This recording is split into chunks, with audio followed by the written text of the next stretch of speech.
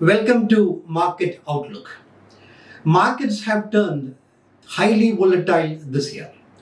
Around a 2% up move or 2% down move a day are happening almost very frequently.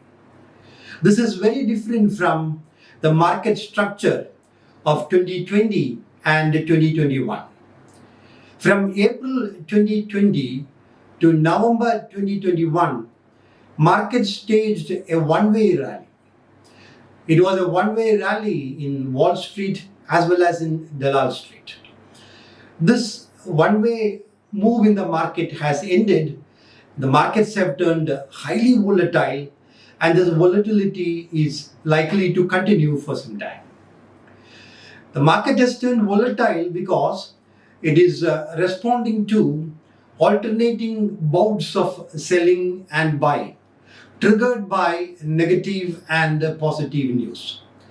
The major negative trigger for the market this year would be the tightening of monetary policy by the leading central banks of the world, led by the US Central Bank, the Fed.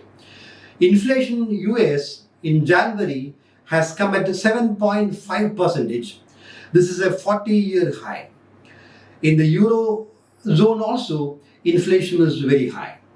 The Fed is expected to raise interest rates at least by 100 basis points this year. Even a 50 basis point rate hike in March cannot be ruled out, even though it is not a high probability event.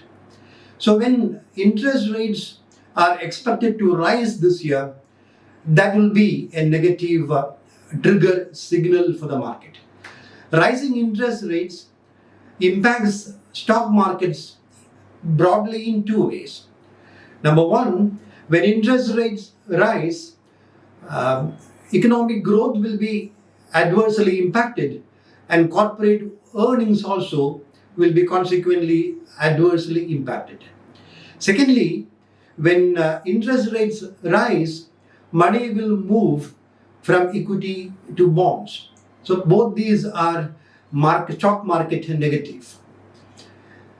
But then we should also remember the fact that the rising rates alone need not be a negative for the markets. There have been periods when both rising interest rates and rising stock markets happened simultaneously.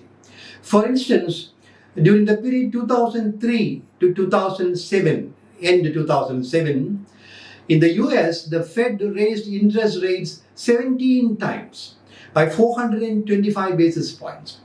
It rose all the way from 1% to 5.25%.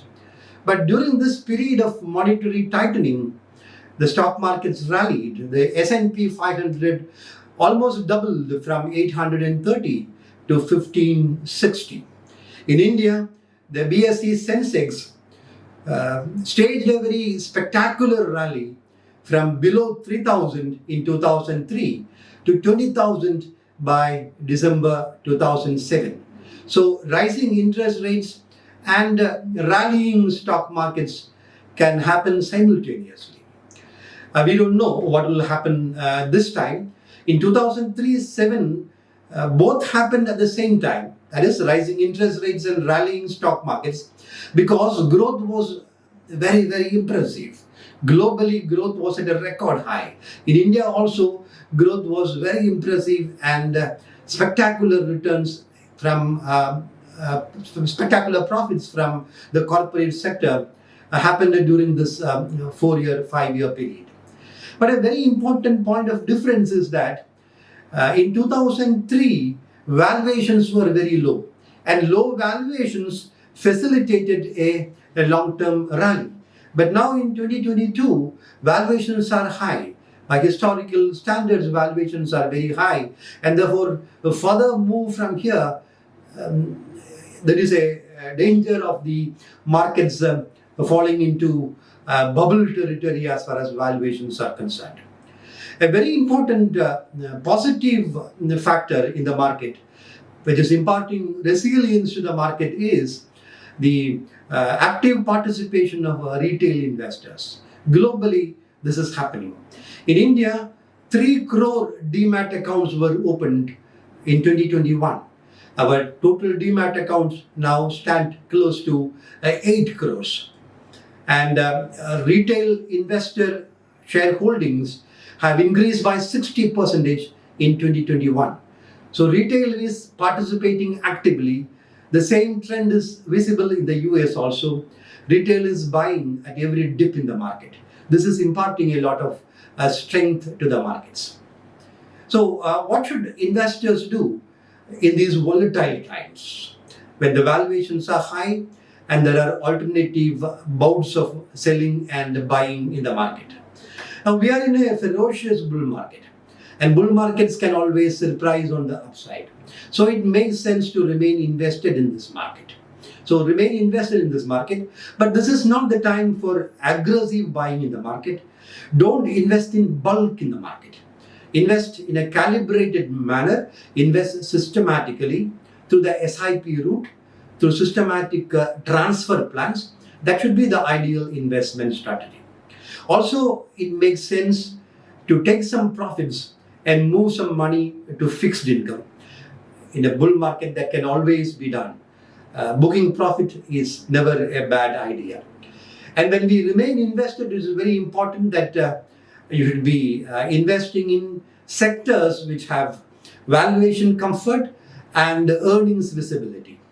Our top sectoral pick is financials, because financials, particularly the leading banks, mainly in the private sector, and a couple of leading names in the public sector also have valuation comfort, and there is very good credit growth and improving asset quality as far as the banking sector is concerned, and the financial segment generally is concerned.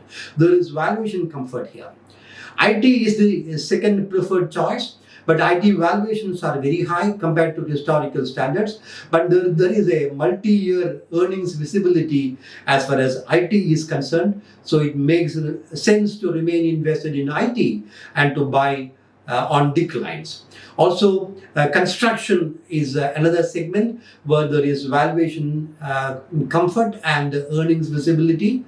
So it makes sense to remain in construction related segments. All construction related segments like cement, steel, paints, adhesives, all construction related segments. So this is the investment strategy that investors are advised to follow in this time of very high volatility.